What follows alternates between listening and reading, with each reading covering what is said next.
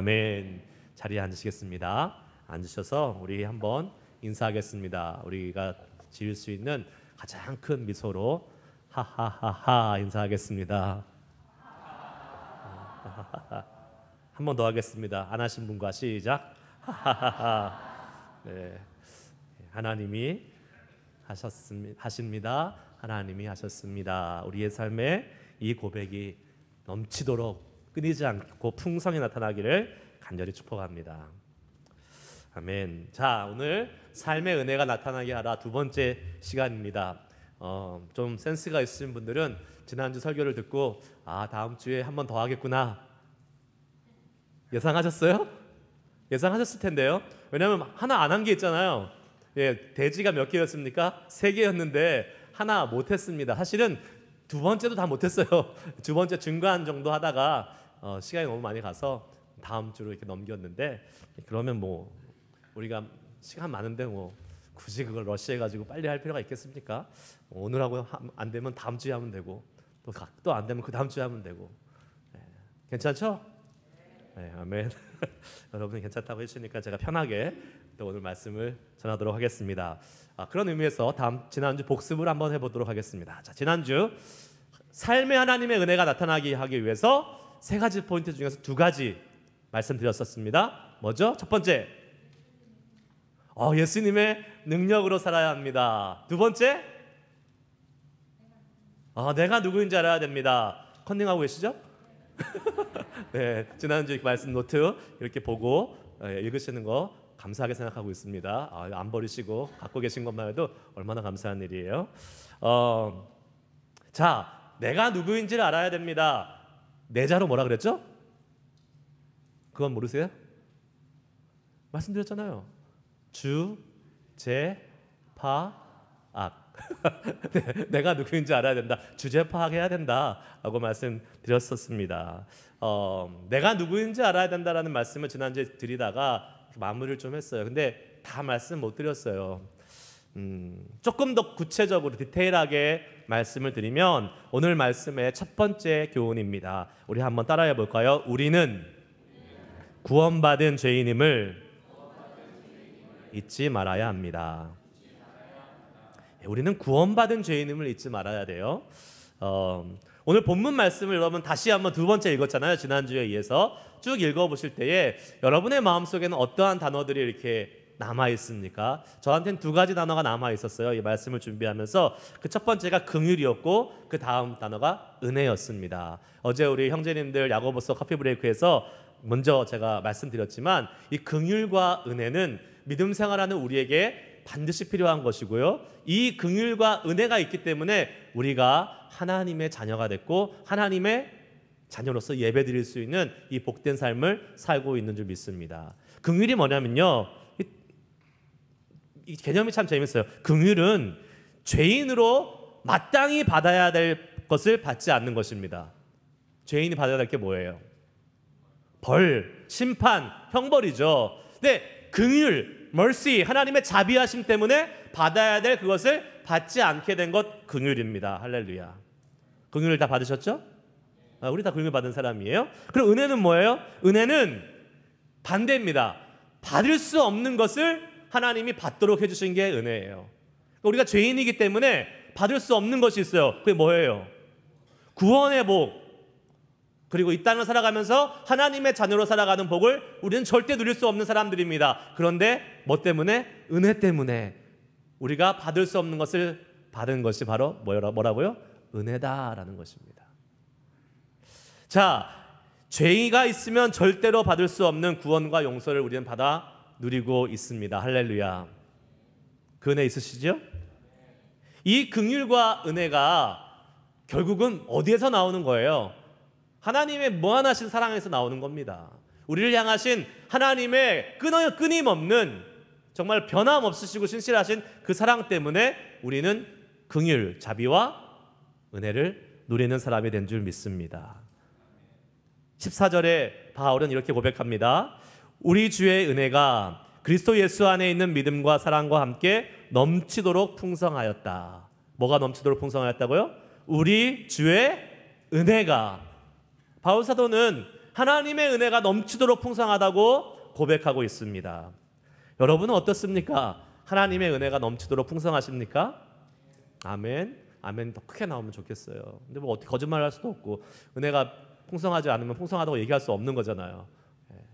저는 자신 있게 얘기할 수 있을 것 같아요. 오늘 이 아침에 설교하는 이 순간에도 하나님의 은혜가 제게는 풍성합니다. 할렐루야. 부럽죠? 부러우면 지는 건데.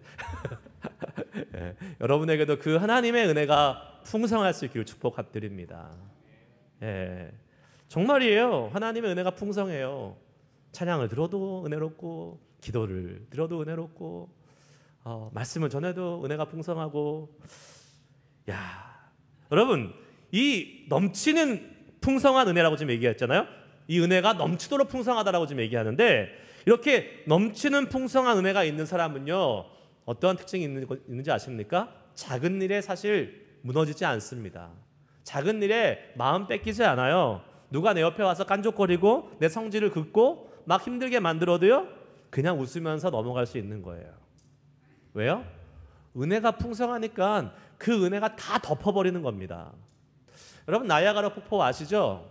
나이아가라 폭포, 뭐 제가 큰 폭포 아는 게 그것밖에 없어서, 나이아가라 폭포가 1초에 흘러가는 물의 양이 3,679톤. 1톤짜리 트럭이 3,600개 정도가 쫙 1초마다 계속 지나가는 거예요. 물의 양이. 거기다가 누가 이렇게 침을 한번 뱉었다고 생각해 봅시다. 영향이 있어요, 없어요? 전혀 없죠. 누가 그냥 소변을 봤다고 해요. 영향이 있어요, 없어요? 없어요. 왜요? 물의 양이 너무 많으니까 그거는 아무 문제가 되지 않는 거잖아요. 은혜가 넘치도록 풍성하다는 것이 이것입니다. 은혜가 넘치도록 풍성하면 여러분 주변에 와서 누가 깔짝깔짝거려도 아무 바더가 안 돼요. 가끔 그런 사람도 있어요. 제가 교회 아침에 오면 저한테 막 이렇게 아침부터 목사님, 왜 옷은 또 그런 걸 입고 왔어요? 이렇게 얘기하시는 분이 가끔 있습니다. 예. 목사님, 왜 얼굴이 좀 이렇게 오늘 왜 그래요? 그래도 제가 어떻게 할까요? 아무렇지도 않습니다. 왜요? 내 은혜가 풍성하니까. 그러한 나이아가라 폭포와 같은 은혜를 받으시기를 축복합니다. 아멘. 예, 그런 은혜가 좀 있어야 되지 않겠습니까, 우리? 사도 요한은 요한복음 1장 14절 16절에서 그 은혜를 이렇게 표현했어요. 같이 한번 읽어보겠습니다. 시작. 말씀이 육신이 되어 우리 가운데 거하심에 우리가 그의 영광을 보니 아버지의 독생자의 영광이요 은혜와 진리가 충만하더라. 우리가 다 그의 충만한 데서 받으니 은혜 위에 은혜로라. 아멘. 제가 너무 좋아하는 표현이에요. 은혜 위에 은혜로라. 제가 굵은 글씨로 딱 박아놨잖아요. 은혜 위에 은혜. 여러분, 이 은혜가 그냥 은혜가 아니라 그 은혜에 또 쌓여서 또 나타나는 이 풍성이 넘치는 은혜가 여러분들의 삶에 가득 나타나기를 주의 이름으로 축복합니다. 우리 교회가 이 은혜 위에 은혜를 누리는 교회가 되어야 될 줄 믿습니다. 그 소망을 갖고 기도했으면 좋겠어요. 그래서 그 넘치는 은혜 위에 은혜가 우리의 삶에 나타나고 우리의 삶을 통해서 사람들에게 나눠주는 그러한 놀라운 역사가 우리 가운데 있어야 될 줄 믿습니다. 그렇게 되기 위해서 필요한 것이 딱 하나 있어요. 꼭 필요한 것, 여러 가지가 필요하지만 필수적으로 필요한 것 딱 하나가 있는데 그게 뭔지 아십니까? 바로 조금 전에 읽었던 거예요. 우리가 구원받은 죄인임을 잊지 않는 거예요. 우리가 구원받은 죄인, 난 구원받은 사람이야가 아니라 구원받은 죄인이라는 사실을 잊지 말아야 된다는 겁니다. 여러분, 우리는 구원 다 받았어요. 근데 구원 받은 다음에 다 잊어버려요.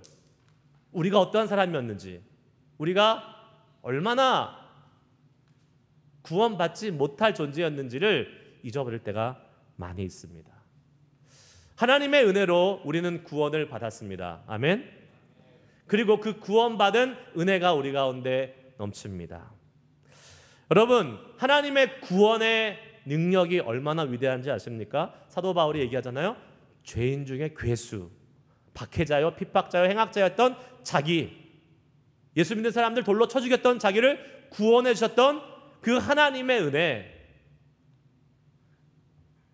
그래서요, 여러분, 이런 말이 있어요. 하나님의 은혜가 감당하지 못하는 죄도 없고 용서하지 못하는 죄인도 없다라는 말이 있어요. 죄가 아무리 심하고 사악해도 우리 주님의 은혜보다는 클 수 없습니다. 아멘. 그렇기 때문에 하나님이 고치지 못하는 사람은 이 세상에 단 한 사람도 없는 거예요. 제가 이 표현을 이렇게 썼는데 이런 책이 있더라고요. 하나님이 고치지 못하는 사람은 없다. 혹시 읽어보신 분 계세요?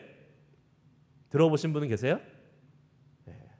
네. 하나님을 고치지 못하는 사람은 없다라는 책이 있습니다. 네.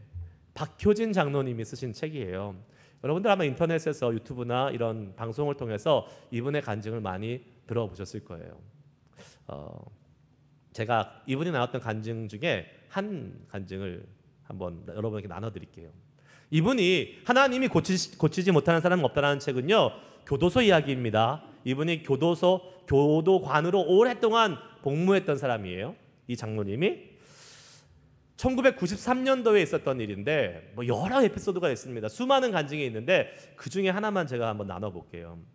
한국을 떠들썩하게 했던 1993년도, 제가 대학 들어갈 때네요. 그때 이때 8월 달에 한국 서울 장위동에서 살인 사건이 하나 일어납니다. 일가족을 살해하고 암매장한 사건이에요. 아버지, 어머니, 그 가족에 그다음에 그 아들, 큰아들, 형수, 그리고 그 아들 자녀까지 5명을 죽이고 파묻었어요. 나중에 범인이 잡혔는지 누구였냐? 아들이었어요. 그러니까 아들이 아버지, 엄마 죽이고 형 죽이고 형수 죽이고 조카까지 죽여서 어떻게 해요? 땅에다가 묻고 도망간 거예요. 잡혔어요. 그 사람의 이름이 이호성이라는 사람입니다. 30대 한 33세인가 한 중반 정도 되는 젊은 청년이었습니다. 이 사람이 잡혀서 이제 서울구치소로 오게 됐는데 이 서울구치소에 그때 교도대장이 이 박효진 장로님이었습니다. 이분이 사람을 5명 죽인 살인마가 우리 구치소로 온다라는 이야기를 듣고 그래도 한번 만나봐서 기회가 되면 복음이라도 좀 전해봐야겠다라는 그러한 마음으로 그 친구가 오면 내 방으로 보내라라고 이제 부하 직원들한테 얘기를 하고 이 이호성이라는 사람이 도착했을 때에 자기 방으로 오게 만듭니다. 그 장모님 표현으로는 막 심장이 쫄깃쫄깃했대요. 왜요? 여러분 살인마 5명 죽인, 그것도 자기 가족을 죽인 살인마하고 앉아서 면담한다는 게 쉬운 일은 아니잖아요. 자칫 잘못하면 자기 목숨도 날아갈 수도 있는 상황인데 면담을 하기 위해서 사람들이 쭉 있으니까 나가라고 다 나가고 1대1로 내가 면담을 좀 해야겠다고, 그래야 이제 복음 전하기가 쉬울 것 같아서 했는데 다 나가고 딱 남자 이 이호성이라는 사람이 갑자기 등을 딱 돌리고 벽을 보기 시작했다고 합니다.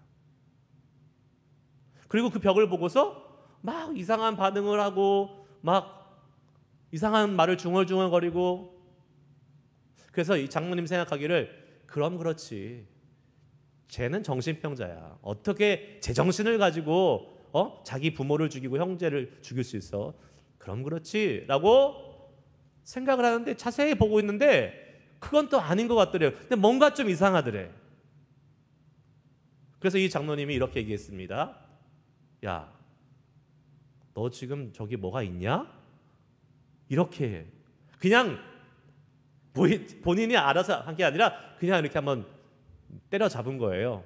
예. 그냥 이렇게 뭐 있냐? 뭐 보이냐? 했더니 갑자기 몸을 확 다시 장로님을 향해서 돌이키더니 아저씨가 그걸 어떻게 알아요? 이렇게 물어보더래요. 그러면서 자기 얘기를 하기 시작했답니다. 뭐냐면 저기 지금 귀신이 있다는 거예요. 그리고 저 귀신이 얼마 전부터 내 삶에 나타나서 자꾸 나를 조종하는데 저놈이 나를 죽이라고, 땅에 묻으라고, 그리고 이제 너 같은 거는 살 자격이 없으니까 오늘 구치소에 들어오면 구치소에서 목매달아 자살하라고 계속 지금 얘기하고 있다는 겁니다. 그래서 이 장로님이 등골이 오싹해 져가지고 이거 어떻게 해야 되나.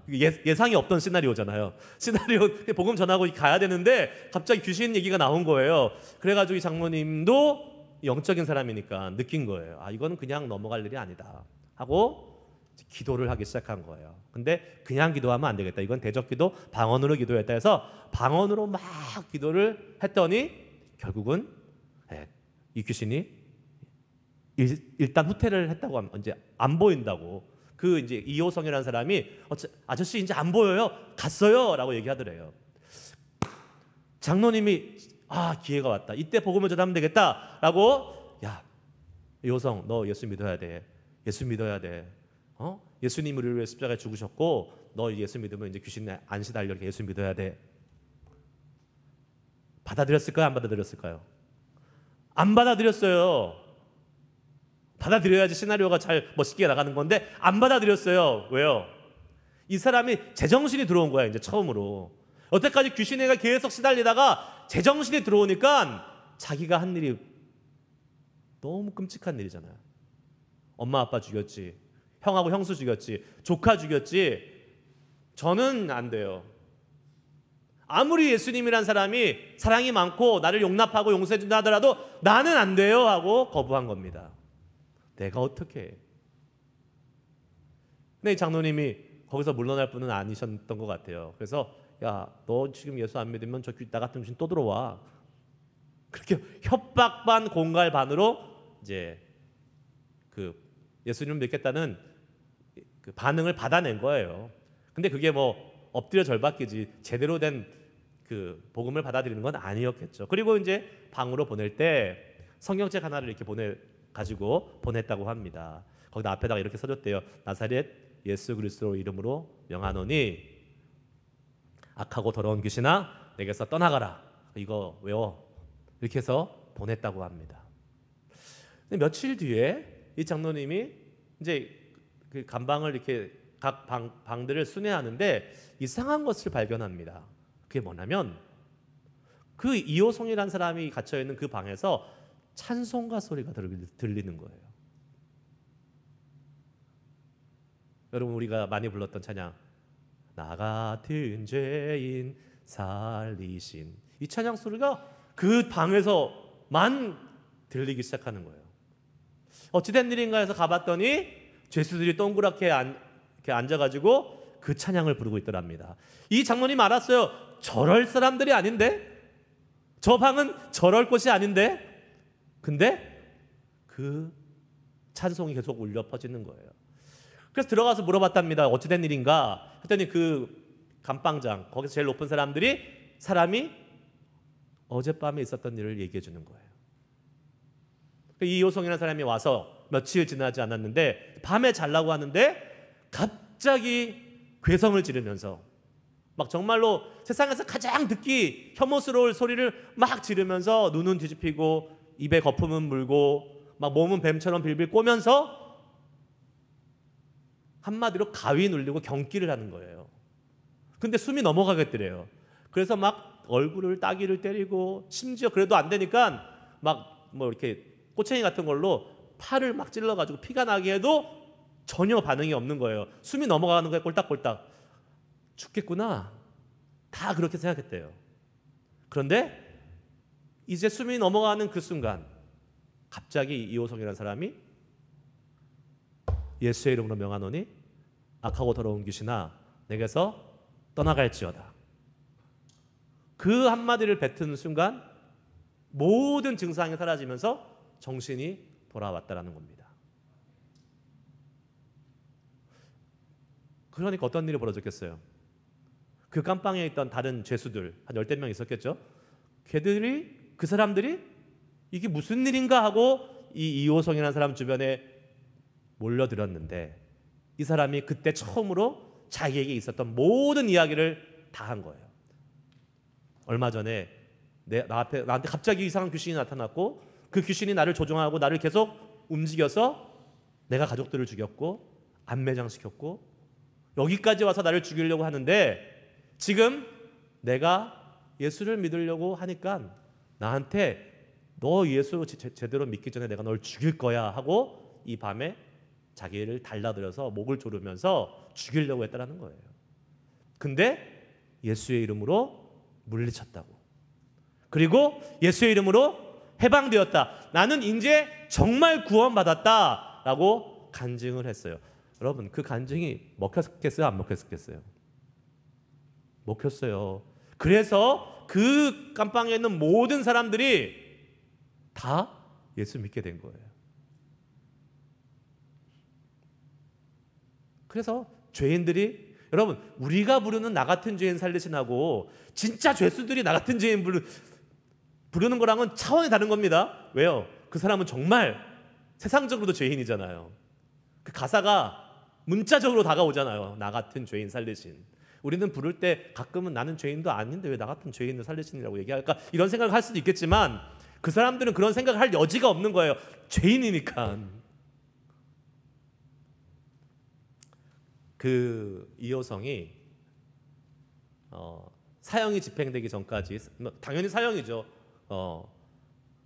750명의 교도소의 죄수들을 예수 믿게 만들었습니다. 그게 공식적으로 집계된 숫자만 그래요. 더 많이 믿었을 거라고 아마 이 장로님은 간증하더라고요. 왜냐하면 그 신우의 그 방이 있는데 거기에 와서 성경을 타가고 상담을 했던 사람이 750명이래요. 그 이호성이라는 사람 때문에. 그러니까 안 온 사람도 있을 테니까 더 많다라는 거지요. 그 이호성의 사람이 이렇게 유언을 합니다. 사형이 집행되는 그 교수대 앞에서 마지막 할 말이 무엇입니까? 라고 물었을 때 이렇게 이야기했다고 합니다. 제가 읽어드릴게요. 우리 하나님께서 지으신 세상이 참 아름답습니다. 우리 주님 만드신 이 세상이 어찌 그리 아름다운지요. 이 세상에 죄악이 많고 저와 같은 죄인도 많습니다마는, 그러나 여전히 주님께서 만드신 세상은 아름답기만 하답니다. 많은 사람들이 예수 믿으시고 저와 같이 예수님의 눈으로 이 아름다운 세상을 같이 보았으면 얼마나 좋을까요? 한 많은 죄인이 예수님을 믿고 분에 넘치는 사랑만 받다가 천국 갑니다. 천국에서 뵙겠습니다. 놀라운 일 아닙니까? 여러분, 자기의 가족, 친족을 존속살인, 엄마, 아빠, 형, 조카, 형수까지 죽인 사람이에요. 세상에서는 절대로 용인될 수 없고 절대로 용서받을 수 없는 사람.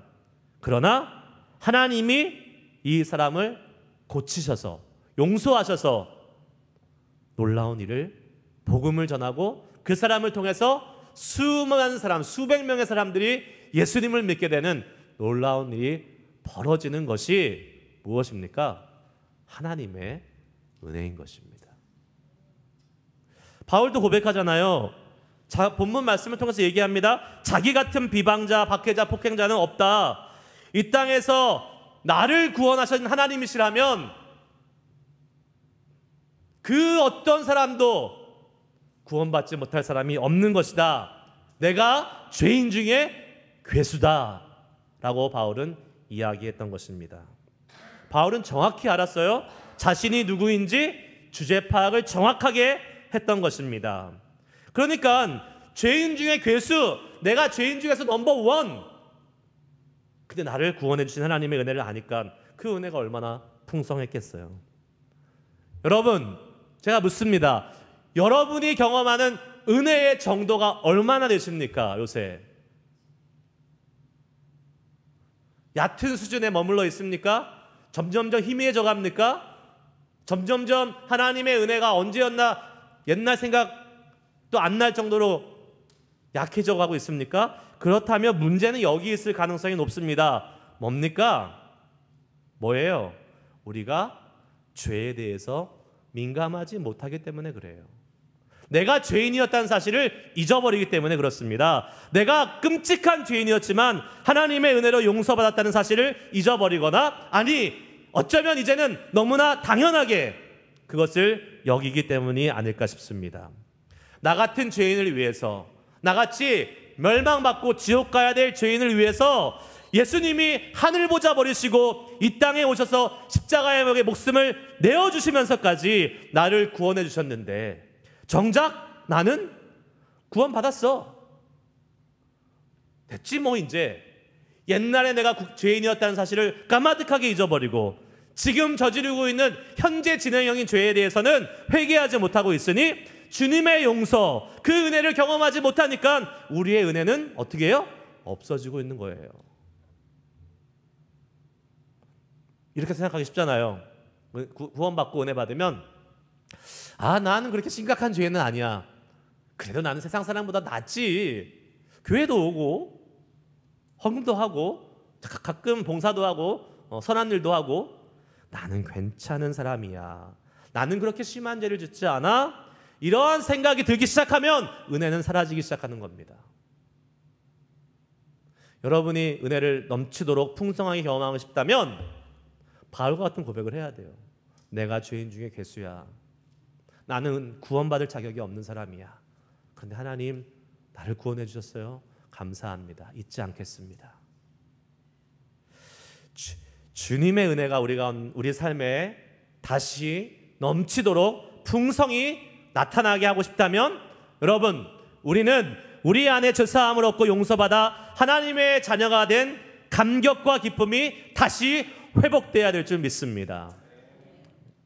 예수님의 용서받기 전에 내가 얼마나 큰 죄인이었는지 알아야 돼요. 우리는 당신은 사랑받기에 태어난 사람, 이전 것은 지나갔으니 보라 새 것이 되었도다, 다 옛날 것 생각하지 마세요 하는데 아니요. 맞죠? 옛날에 내가 그 죄의 속박, 죄의 굴레 안에 있었던 것은 잊어버려야 되지만 내가 죄인이었다는 사실은 잊지 말아야 됩니다. 왜요? 그것이 우리가 하나님의 은혜를 유지할 수 있는 힘이기 때문에 그렇습니다. 여러분, 내가 죄인이었다는 사실을 잊지 말라는 것이 과거의 죄에 발목 잡혀 살라는 것이 아닙니다. 왜 아니죠? 당연히 아니죠. 왜요? 우리에게는 우리의 죄를 해결하실 수 있는 예수님이 계시기 때문에 우리가 죄를 깊이 깨닫고 알면 알수록 어떻게 되는 거예요? 그 죄는 용서함 받고 그 죄는 용서함 받은 기쁨으로 더 자유로워지는 겁니다. 더 큰 은혜를 경험하게 되는 거예요. 그래서 바울은 이야기하잖아요. 에베소서 3장 8절에서 바울은 자기를 뭐라고 얘기해요? 내가 모든 성도 중에 지극히 작은 자다라고 얘기합니다. 고린도전서 15장 9절에서 뭐라고 얘기합니까? 자신이 사도 중에서 가장 작은 자, 사도라고 칭함을 받을 수 없는, 감당할 수도 없는 자라고 이야기를 하고 있는 것이죠. 그리고 오늘 본문에서는 내가 죄인 중에 괴수다라고 고백하고 있는 것입니다. 이게 은혜 받은 사람의 모습이에요. 은혜 받은 사람은, 은혜를 경험하고 그 은혜가 풍성한 사람은 절대로 자기를 높이지 않습니다. 교만할 시간이 없어요. 하나님의 은혜만 생각하는데 어떻게 자기를 높일 수가 있습니까? 예수님의 은혜가 없었을 때, 내가 구원받지 못했을 때 나의 삶이 얼마나 비참하고 얼마나 힘들었는지를 알기 때문에, 그래서 얼마나 쓰레기 같은 죄인이었다는 것을 알기 때문에, 그거 알면 예수님의 은혜 받은, 그 은혜로 구원받은 우리가 어떻게 교만할 수 있겠어요? 하지만 주님의 은혜를 입은 다음에는 어떻게 됩니까? 그 은혜 때문에 얼마나 감사한 삶을 살고 있는지 깨닫게 되는 거예요. 즉, 우리 주제 파악을 정확하게 하는 겁니다. 그런 사람은요, 교회에서 신앙생활하면서 내 권리 주장하지 않습니다. 내 권리, 교회에서 목소리 높이지 않습니다. 요새요, 제가 안타깝게 보는 모습이 있어요. 많은 교회 신앙생활을 하면서 사람들이 교회를 어떻게 생각하냐면 마치 백화점 커스터머 서비스로 생각합니다. 교회에 와서 자기가 원하는 거를 다 얘기해요. 이렇게 해주세요, 이렇게 해주세요, 이렇게 해주세요. 백화점 서비스 센터예요. 고객센터예요. 그게 교회입니까?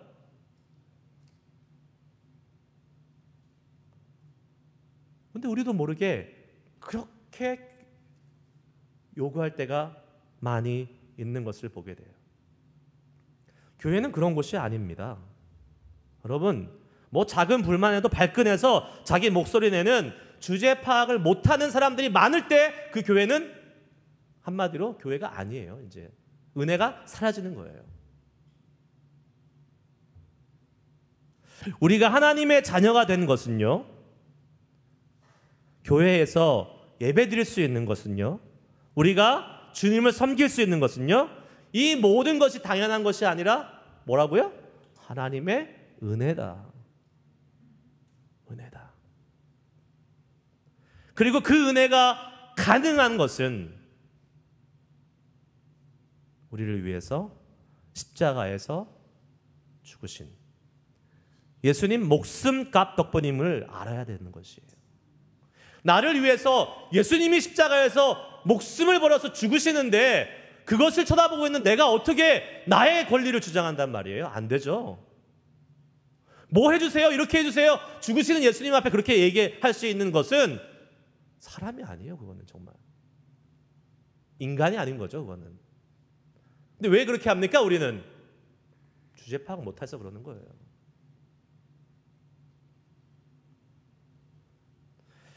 여러분, 나를 위해서 십자가에 달려 계신 예수님을 바라보면서 어떻게 내가 교회에서 다른 사람들 앞에서 나의 권리를 주장한단 말입니까? 만약 그런 사람이 있다면요, 그 사람은 예수님 잘못 믿고 있는 거예요.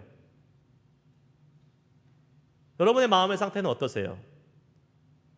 은혜가 넘치십니까? 아니면 여전히 불만이 가득해서 교회가, 목사가, 아니면 주변에 있는 성도가 나 좀 알아주고 나 좀 챙겨주고 내가 원하는 대로 좀 해주길 바라고 계십니까? 어떠세요, 여러분? 지금 저는 선포합니다. 우리 교회는 절대로 서비스 센터는 되지 않을 겁니다. 아멘? 그 말은 여러분 각오하시란 말이에요. 와서 막 불만을 얘기해도 그 불만 들어줄 생각이 전혀 없다라는 겁니다. 불만을 얘기하지 말라는, 건의는 얼마든지 할 수 있는 거예요. 여러분 서비스 센터 가서 건의하십니까? 이렇게 했으면 좋겠어요. 아니잖아요. 왜 그렇게 해? 나 좀 이것 좀 해주고, 이렇게 불만 얘기하잖아요. 서비스 센터는 다. 우리가, 여러분, 교회가 사람의 비유 맞추는 곳이 되면요, 그때는 교회가 아니에요. 교회는 누구의 비유를 맞추는 데예요? 오직 한 분, 주님의 비유를 맞추는 데예요. 할렐루야. 네. 예수님의 비유를 맞추는 거예요. 예수님이 어떻게 생각하시는지, 주님이 무엇을 원하시는지, 주님이 무엇을 기뻐하시는지를 계속 고민하고 기도하며 나아가는 것이 교회여야 됩니다. 그런 교회가 은혜가 넘치는 교회가 되는 거예요. 할렐루야. 그러므로 내 생각, 내 이익, 내 권리를 빨리 내려놓으시는 것이 신상에 좋습니다. 주님께 뭘 요구할 생각, 교회에서 내 권리를 찾을 생각, 목사에게 인정받을 생각 아예 내려놓으시기 바랍니다. 그때 비로소 교회는 교회다워지고 교회는 은혜가 풍성히 넘치기 시작하는 거예요. 어쩌면 나 한 사람 때문에, 어쩌면 내가 그래왔기 때문에 교회의 은혜를 막고 있는 사람이 나였을 수도 있다는 사실입니다. 소망하기를 우리 모두가 다 이 주님의 풍성한 은혜를 누릴 수 있기를 주의 이름으로 축복합니다. 빨리 하고 마칠게요. 두 번째 한번 따라해 보세요. 영원하신 하나님께 영광을 돌려야 합니다. 여러분, 죄인됨을 잊지 않고 은혜가 풍성한 사람은 하나님께 영광을 돌릴 수밖에 없는 거예요. 이건 당연한 결과입니다. 이것이 삶의 은혜가 나타나게 하는 사람의 세 번째 특징이에요. 영원하신 하나님께 영광을 돌리는 삶. 바울은 오늘 마지막 17절에서 이렇게 말하고 있습니다. 하나님은 영원하신 왕이다 라고 찬양하고 있어요. 한번 읽겠습니다. 같이 읽습니다. 시작. 영원하신 왕 곧 썩지 아니하고 보이지 아니하고 홀로 하나이신 하나님께 존귀와 영광이 영원 무궁하도록 있을지어다. 아멘. 이거 송영이라 그러잖아요. 송영. 마지막에 하나님께 영광을 쫙 올려드리는 찬양. 여러분, 왜 하나님은 영원하신 왕이라고 고백하고 있습니까? 왜 썩지 않고 보이지 않는다고? 영원하신 하나님. 이 세상의 모든 것은 지나가잖아요. 이 세상의 모든 것은 없어지잖아요. 약해지잖아요. 쇠해지잖아요. 여러분, 자매님들 아무리 얼굴에 찍어 바르셔도 20대 30대 얼굴 안 가지고 계시잖아요. 지금. 네. 다 주름 파이고 할머니가 되시잖아요. 제가 한국에 3주 전에 갔다가 왔는데 제 20대 사진이 있는 거예요. 감탄했어요. 야, 나도 이런 시절이 있었구나. 근데 지금은 망했다. 제 아들이 제 사진을 보고 막 웃어요. 아빠도 이럴 때 있었네. 이렇게 다 지나가는 거예요. 지나가는데 어떻게 지나가요? 점점 약해지고 늙고 쇠약해지고 그러다가 어떻게 돼요? 죽는 겁니다.